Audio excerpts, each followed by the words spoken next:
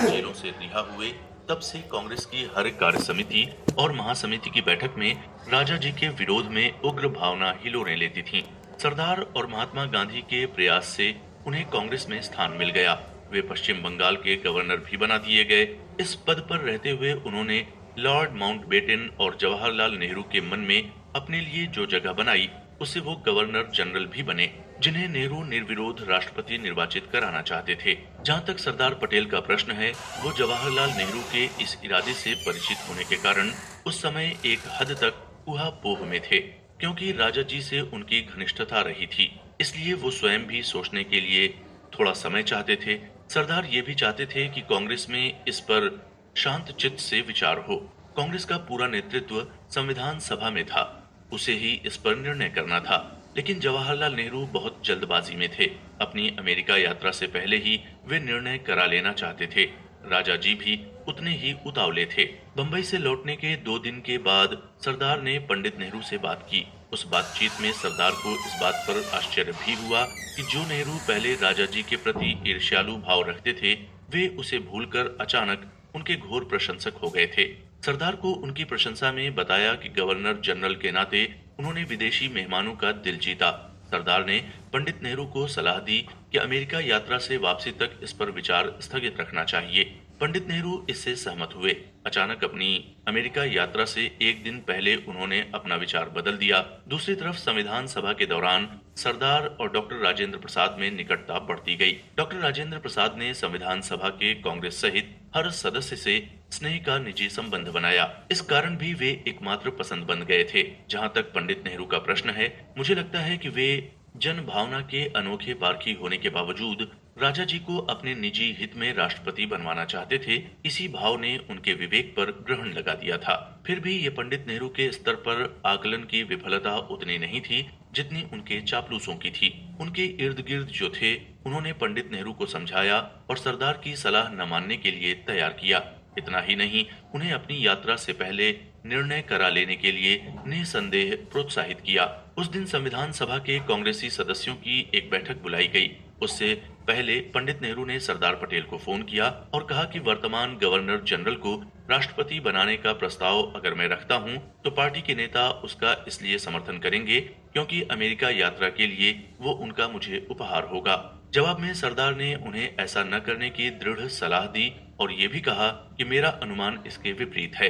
आपका प्रस्ताव आसानी से माना नहीं जाएगा। इसलिए उन्होंने नेहरू को सलाह दी कि इस बवंडर में न पड़ें, लेकिन पंडित नेहरू नहीं माने। उन्हें जो बताया गया था उस पर बहुत भरोसा किया। नेहरू और सरदार की बातचीत सहज नहीं थी। सरदार ने संयम से काम लिया, लेकिन नेहरू से इस पर उनकी नाराजगी छिपी नहीं रही। नेहरू अड़े हुए थे। मेरा ख्याल है कि उनका आत्मसम्मान इस विचार से आहत था कि वे जो चाहते हैं वो निर्णय नहीं करा पा रहे हैं। निर्णय की घड़ी आ गई। उसी शाम नेहरू ने प्रस्ताव रखा। जैसे ही उन्होंने प्रस्ताव रखा, वातावरण बदल गया। तनाव की लहर दौड़ गई। उनके भाषण में जबरदस्त टोका टोकी होने लगी। प्रस्ताव के विरोध में अपने आपे से बाहर होकर लोग बार बार बोलने लग जाते थे। मर्यादाएं ध्वस्त हो गईं। नेहरू सचमुच संकट में पड़ गए। तूफान में फंसे होने का संकट था। उन्होंने सरदार से अनुरोध किया कि वो बोलें, अर्थात लोगों को शांत करें। सरदार ने मना कर दिया। नेहरू के प्रस्ताव का विरोध ही विरोध था। सभा कलह में बदल गई। कांग्रेस में बनी पक्की भावना का उग्र प्रदर्शन हो रहा था। थोड़ी देर देखने और सुनने के बाद जब सरदार ने देखा कि पानी सिर से ऊपर बहने लगा है, तो खड़े हुए, माइक पकड़ा, 10 मिनट बोले, कांग्रेस की मर्यादा के पालन का स्मरण दिलाया। कहा कि कांग्रेस में गंभीर मतभेद को पहले भी दूर किया गया है। नेहरू का नाम लिए बगैर उन्होंने उनको कांग्रेस का निर्विवाद नेता बताया और कहा कि ऐसे नेता की विदेश यात्रा से पहले इस तरह का कलह भरा दृश्य पैदा नहीं होना चाहिए। कांग्रेस पहले भी ऐसे टेढ़े प्रश्नों का सबकी नजर में संतोषजनक हल निकालने में सफल रही है।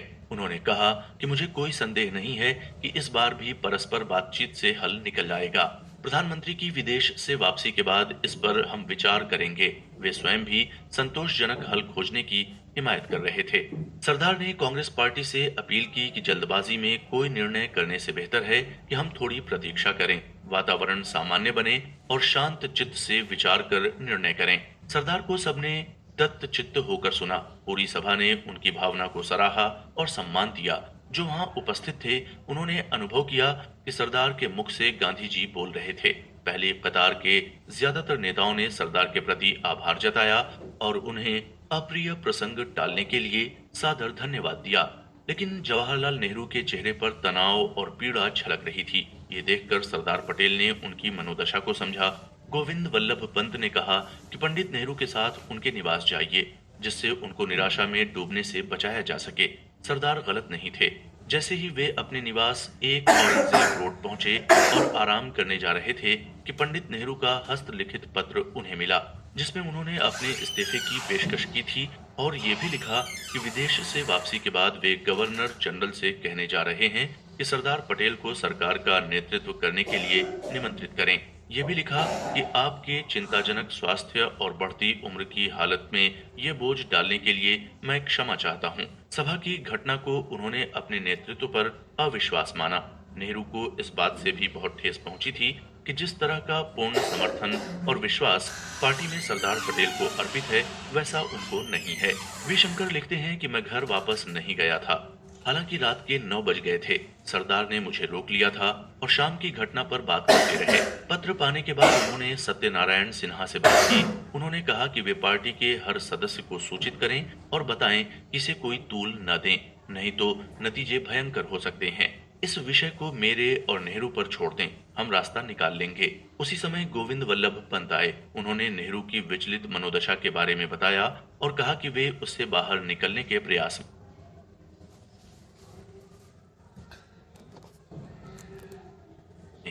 ऐसी अवस्था में नेहरू कोई बात नहीं करना चाहते थे, इसलिए गोविंद वल्लभ पंत वहां से निकल आए।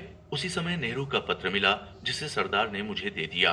उन्होंने मुझसे कहा कि पंडित नेहरू से सुबह उस समय बात करूंगा जब उन्हें विदेश यात्रा पर जाने से पहले विदा करने जाऊंगा। ऐसा उन्होंने किया और पाया कि नेहरू अवसाद से उबर गए हैं, स्वस्थ मन में हैं। सरदार ने भरोसा जताया कि पंडित नेहरू की विदेश यात्रा की वापसी के बाद समस्या सुलझा ली जाएगी। नेहरू को हवाई अड्डे पर विदा करने के लिए बड़ी संख्या में कांग्रेस जन जुटे थे। महावीर त्यागी ने भारत के प्रथम राष्ट्रपति शीर्षक से अपने संस्मरण में उस हिस्से का वर्णन किया है जिसे वी शंकर ने छोड़ दिया था। इन 2 संस्मरणों से पूरी तस्वीर स्पष्ट दिखती है। महावीर त्यागी ने अपनी अनोखी शैली में इस प्रकार वर्णन किया है।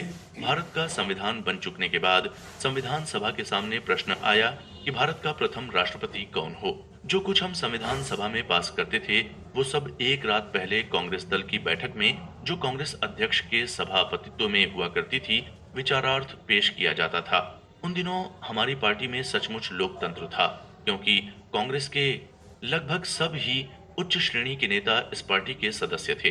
सरदार पटेल के जिंदा रहते जवाहरलाल जी की प्रवृत्ति भी इतनी जिद्दीपन की नहीं थी कि जितनी कांग्रेस पार्टी के खुशामंदियों ने बाद में बना दी थी। कई अवसर ऐसे आए जब उन्होंने बहुमत के सामने सिर झुकाया और पार्टी में साधारण सदस्यों की भांति हंसी मजाक और ताने तिशने का स्वभाव रखा।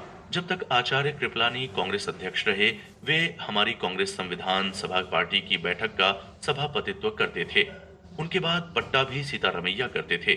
बस एक रात को जवाहरलाल जी ने प्रस्ताव किया कि संविधान लागू होते ही भारत के राष्ट्रपति पद पर राजगोपालाचारी को नियुक्त किया जाए।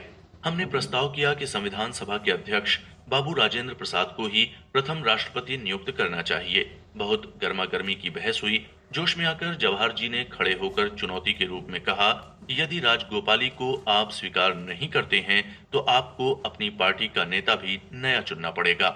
मैंने उनसे सबसे जोश में चिल्लाकर सभापति महोदय से कहा कि इस प्रकार की धमकी से हमारी राय बदलने की कोशिश करना कहां तक न्याय संगत है। इस धमकी के उत्तर में मेरा कहना है कि हर व्यक्ति को अपनी सम्मति के अनुसार कार्य करने की स्वतंत्रता है। हम तो राजेंद्र बाबू को चुनना चाहते हैं। यदि ये त्याग पत्र देना चाहते हैं तो दें, हम किसी दूसरे साथी को पार्टी का नेता चुन लेंगे। मामला इतनी तेजी पकड़ गया कि पार्टी में फूट पड़ जाने के डर से पट्टा भी सीतारमैया ने बैठक स्थगित कर दी। इसके तुरंत बाद ही जवाहरलाल जी अमेरिका चले गए। इनके वहां से वापस लौटने के 2 दिन बाद मुझे सरदार पटेल का टेलीफोन आया कि डॉक्टर राजेंद्र प्रसाद ने तो जवाहरलाल जी को लिख कर दे दिया है कि वो राष्ट्रपति पद के उम्मीदवार नहीं हैं। मेरे तलवों के नीचे से धरती खिसक गई। फौरन अपनी जीप लेकर राजेंद्र बाबू के घर पहुंचा। कमरे के फर्श पर दरी बिछाए चरखा काट रहे थे। मैं तो बचपन से कांग्रेस परिवार की नालायक औलाद समझा जाता था। कमरे में घुसते ही मैंने पूछा, राजेंद्र बाबू, क्या सचमुच आप मैदान से भाग निकले? बोले, भाई तुम ही बताओ मैं क्या करता। अमेरिका से लौटते ही शाम को जवाहरलाल मेरे घर आए और बोले, राजेंद्र बाबू, मेरी आपसे अपील है कि आप राजा जी को निर्विरोध चुन जाने दो। बस मैं लाजवाब हो गया और उनके कहे अनुसार मैंने लिखकर दे दिया कि राजगोपालाचारी जी के राष्ट्रपति चुने जाने में मुझे कोई आपत्ति नहीं है और मैं इसका उम्मीदवार नहीं हूँ। ये सुनकर मैंने गुस्से बनावटी से चिल्लाकर कहा, राजेंद्र बाबू याद रखना, मैं भी कांग्रेस में एक अव्वल नंबर का गुंडा हूँ। जिस तरह से तुमने हमारे साथियों के साथ विश्वासघात किया है, मैं उसका बदला लिए बिना नहीं छोड़ूंगा। भरे चौराहे पर तुम्हारी टोपी उछालूंगा, बिहारी बुद्धू कहीं के। ये कहकर मैं चल पड़ा। सुनो सुनो, मैंने एक न सुनी और सीधा सरदार के घर चला गया। उनको सब हाल बताया तो वो बोले, जब तुम्हारा दूल्हा ही पालकी छोड़कर भाग गया तो बारात कैसे चढ़ेगी? उसने तुमको नहीं पूछा, ये तो समझ सकता हूँ, पर कम से कम हमको तो टेलीफोन करता। 20 वर्ष का हमारा साथी है। मैंने कहा, यदि आप आज्ञा दें तो मैं उनसे जाकर कह दूं कि आपको भी ये सुनकर धक्का लगा। उन्होंने कहा, जरूर कहो। बस मैं फिर क्वीन विक्टोरिया आज डॉक्टर राजेंद्र प्रसाद रोड गया और जाकर सरदार की सारी बात दोहरा दी। दोनों हाथों से सिर थाम गए और बोले, गांधीवादी होते हुए मेरे लिए ये कैसे संभव हो सकता था कि मैं बच्चों की तरह पद के लिए जिद करता, पर सरदार से बात जरूर करनी चाहिए थी। मुझे सुझाई नहीं दिया, वरना मैं ये कह सकता था कि साथियों और अपने समर्थकों से पूछकर उत्तर दूंगा, पर अब तो जो हो गया सो हो गया।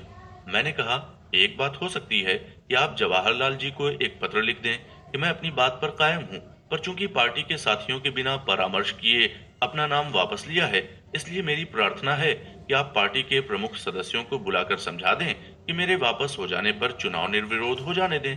राजेंद्र बाबू को ये सुझाव पसंद आ गया और उन्होंने तुरंत चिट्ठी लिख भिजवा दी।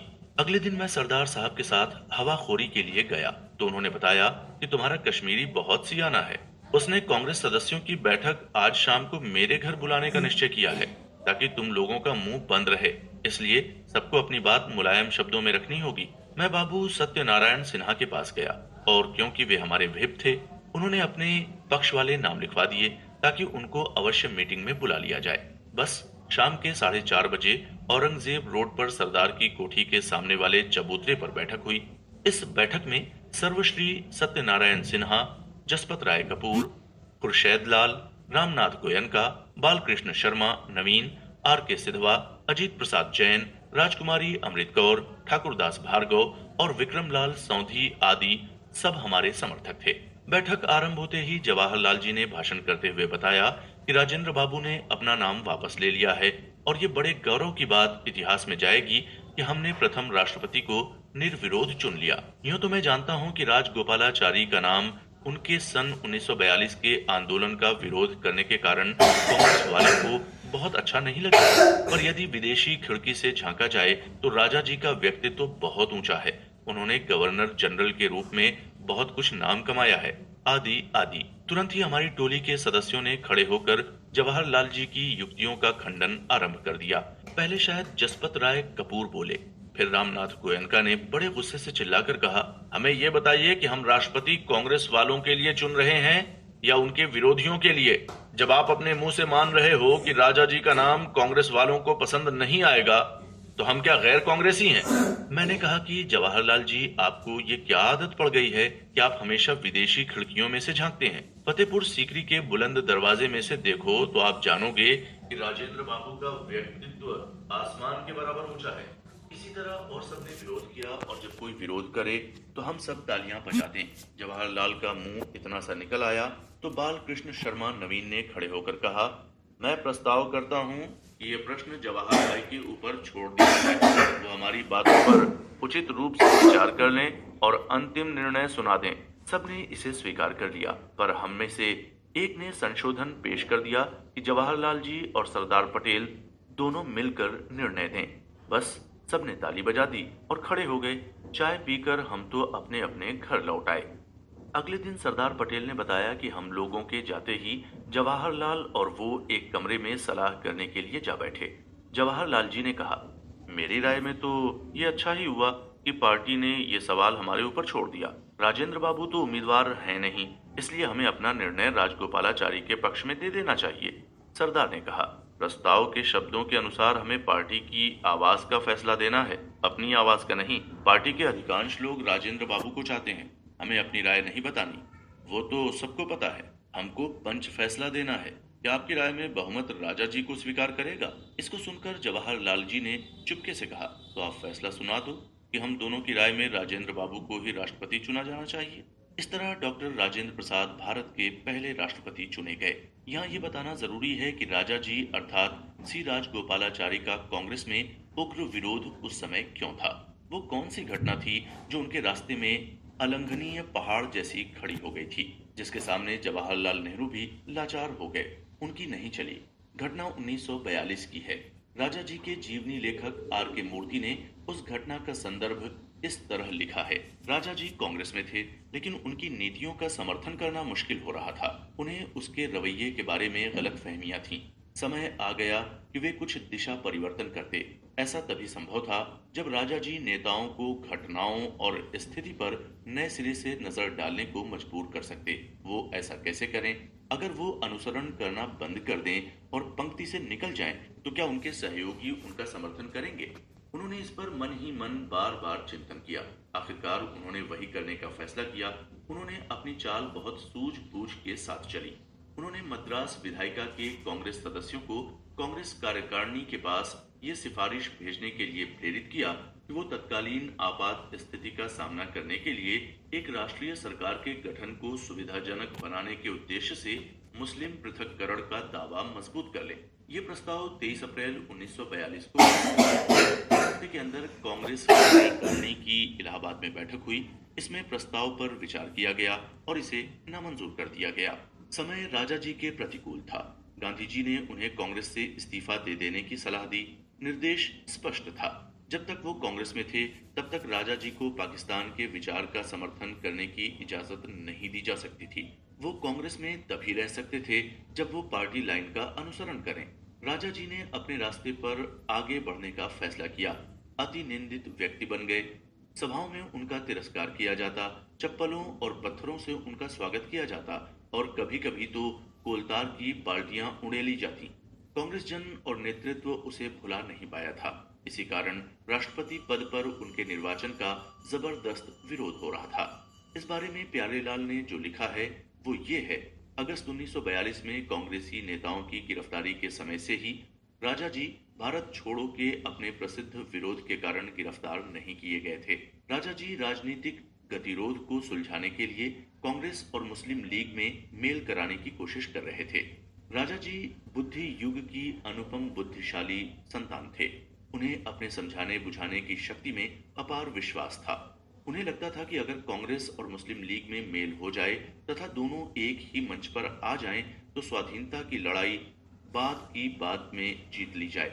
उनकी यह भी मान्यता हो गई थी कि यदि मुस्लिम बहुमत वाले प्रांतों के लिए मुस्लिम लीग के मांगे हुए आत्मनिर्णय के अधिकार को कांग्रेस स्वीकार कर ले, तो लीग भारतीय स्वाधीनता की मांग में कांग्रेस के साथ हो जाएगी और फिर ब्रिटिश सत्ता के लिए दोनों की सम्मिलित मांग को अस्वीकार करना संभव नहीं होगा। राजा जी की ये दोनों धारणाएं गलत थीं। जिन्ना उस समय तक कांग्रेस के साथ कोई समझौता करने को तैयार नहीं थे, जब तक उन्हें ब्रिटिश सत्ता से अधिक अच्छी शर्तें मनवाने की आशा थी। भारत छोड़ो आंदोलन में पथ भ्रष्ट हो जाने के राजा जी दोषी थे। यही कारण था कि प्रधानमंत्री जवाहरलाल नेहरू भी डॉक्टर राजेंद्र प्रसाद के नाम पर न चाहते हुए फिर भी सहमत हुए। जब 2 महीने बाद 24 जनवरी 1950 को संविधान सभा का सत्र हुआ, तब अध्यक्ष ने घोषणा की कि अब निर्वाचन का परिणाम घोषित किया जाएगा। निर्वाचन अधिकारी तथा संविधान सभा के सचिव HVR अयंगर उसे घोषित करें। अयंगर ने सदस्यों को सूचित किया कि भारत के राष्ट्रपति पद के लिए केवल एक मनोनयन प्राप्त हुआ है। उम्मीदवार का नाम डॉक्टर राजेंद्र प्रसाद है। इस पर पूरी संविधान सभा ने सामूहिक रूप से खूब ऊंची आवाज में देर तक अपनी खुशी को गुंजाया। पंडित जवाहरलाल नेहरू ने प्रस्ताव किया था और सरदार पटेल ने उसका समर्थन किया। संविधान सभा के सचिव ने कहा कि नियमानुसार डॉक्टर राजेंद्र प्रसाद को राष्ट्रपति पद के लिए निर्वाचित घोषित करता हूं। संविधान सभा में हर्षोल्लास देर तक चलता रहा। उसी वातावरण में जवाहरलाल नेहरू ने संविधान सभा के प्रत्येक सदस्य की ओर से बधाई दी। उन्होंने कहा कि वर्षों में इस देश में ऐसी घटनाएं घटित हुई हैं कि उनसे देश का स्वरूप ही बदल गया। हमने उपद्रव और संकट का सामना किया और भारतीय गणराज्य के लिए संविधान का निर्माण करते रहे। अब हमने वो कार्य समाप्त किया है, वो अध्याय हम समाप्त कर चुके हैं। हमें अब नए कार्य करने हैं। 1-2 दिन में नवीन अध्याय का आरंभ होगा। इन 3 संकटपूर्ण वर्षों में आपने हमें अपने सुयोग्य नेतृत्व का परिचय दिया, किंतु हम में से बहुत से लोगों को आप पिछले 33 वर्षों में स्वतंत्रता संग्राम के मोर्चे पर डटे रहने वाले भारतीय सैनिक के रूप में भी अपना परिचय दे चुके थे। श्रीमान, हम आपको अपना नेता समझकर, भारतीय गणराज्य का प्रधान समझकर, एक ऐसा सखा समझकर आपका स्वागत करते हैं जिन्होंने पिछली पीढ़ी में इस देश के संकटों तथा कष्टों का अडिग होकर सामना किया है। इस सभा ने आज एक कार्य संपन्न कर दिया है। अब इस सभा का अस्तित्व नहीं रहेगा, अथवा यूं कहिए कि इसका स्वरूप बदल जाएगा। अब ये भारतीय गणराज्य की संसद का रूप धारण कर लेगी। बहुत पहले से हमारे ऊपर जिसका भार था उसे आज हमने पूरा कर दिया है। अब हमें अन्य कार्यों को पूरा करना है। जिस स्वप्न को हम वर्षों से देखते आ रहे थे वो आज पूरा हो गया है, किंतु हमें अन्य स्वप्नों को तथा अन्य कार्यों को पूरा करना है। उन्हें पूरा करने के लिए अभी तक जितना परिश्रम किया गया है उससे कहीं अधिक परिश्रम करना है। हम सभी को ये जानकर संतोष हुआ है कि भविष्य के कार्यों और संघर्षों में हमें भारतीय गणराज्य के प्रधान के रूप में आपका नेतृत्व प्राप्त होगा। श्रीमान, इस गणराज्य के प्रति जिसके आप सम्मानित राष्ट्रपति हैं, मैं अपनी वफादारी तथा सत्य निष्ठा प्रकट करता हूँ।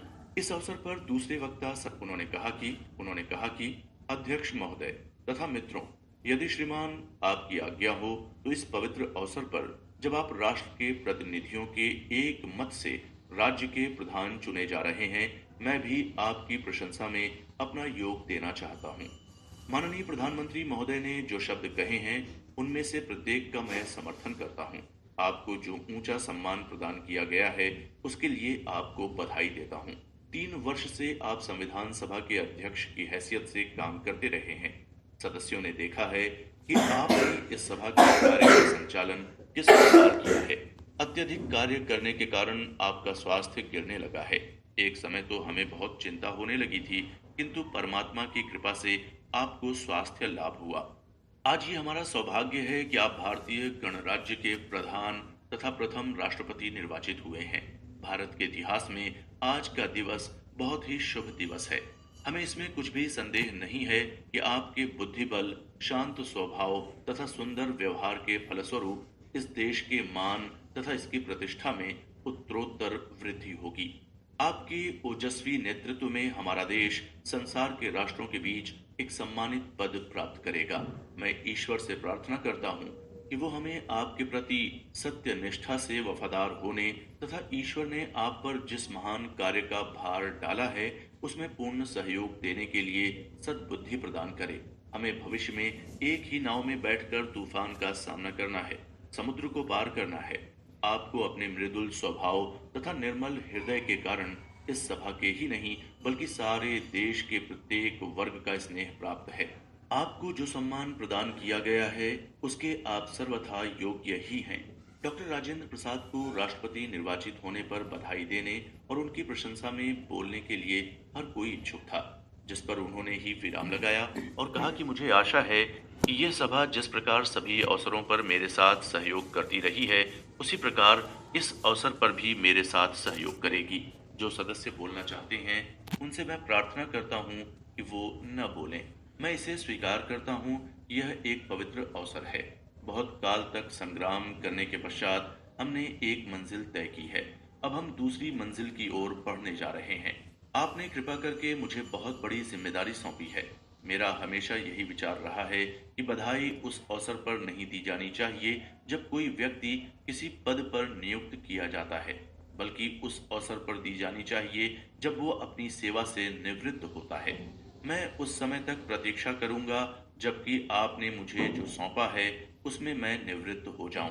इस पर विचार कर सकूंगा कि सभी ओर से तथा सभी मित्रों द्वारा मेरा जिस प्रकार विश्वास किया गया और मेरे प्रति जिस प्रकार सद्भावना दिखाई गई उसके योग्य मैं रहा या नहीं रहा। इस प्रशंसापूर्ण भाषण में मैंने सीमित करने का प्रयास किया है, किंतु फिर भी मुझे उन्हें सुनना ही पड़ा और उन्हें सुनते हुए मुझे महाभारत के एक कथानक का स्मरण हो आया।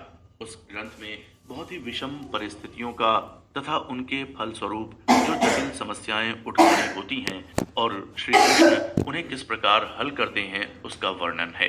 एक दिन अर्जुन ने यह प्रण किया कि सूर्यास्त के पूर्व मैं अमुक कार्य समाप्त कर दूंगा। यदि समाप्त न कर पाया तो चिता जलाकर भस्म हो जाऊंगा। दुर्भाग्य से वो उसे पूरा नहीं कर सके। तब प्रश्न ये उठा कि क्या किया जाए। अपना प्रण पूरा करने के लिए उन्हें भस्म हो जाना चाहिए था, किंतु पांडव ये कैसे होने देते। साथ ही अर्जुन भी अपने प्रण पर अटल थे। श्री कृष्ण ने ये कहकर ये समस्या हल की थी, यदि आप बैठकर अपनी प्रशंसा करें अथवा अन्य लोगों से अपनी प्रशंसा सुने तो वो आत्मघात करने और भस्म होने के समान ही है। इसलिए आप ऐसा ही करें और आपका प्रण पूरा हो जाएगा। प्रायः इसी भावना से मैंने इसी प्रकार के भाषणों को सुना है। मैंने ये अनुभव किया है कि मैं कई बातों को पूरा नहीं कर सका हूँ, कई कार्यों को नहीं कर सका हूँ। ये भी विचार किया है कि उन्हें पूरा करने का एक उपाय ये है कि इस प्रकार का आत्मघात कर लिया जाए। किंतु यहाँ स्थिति भिन्न है।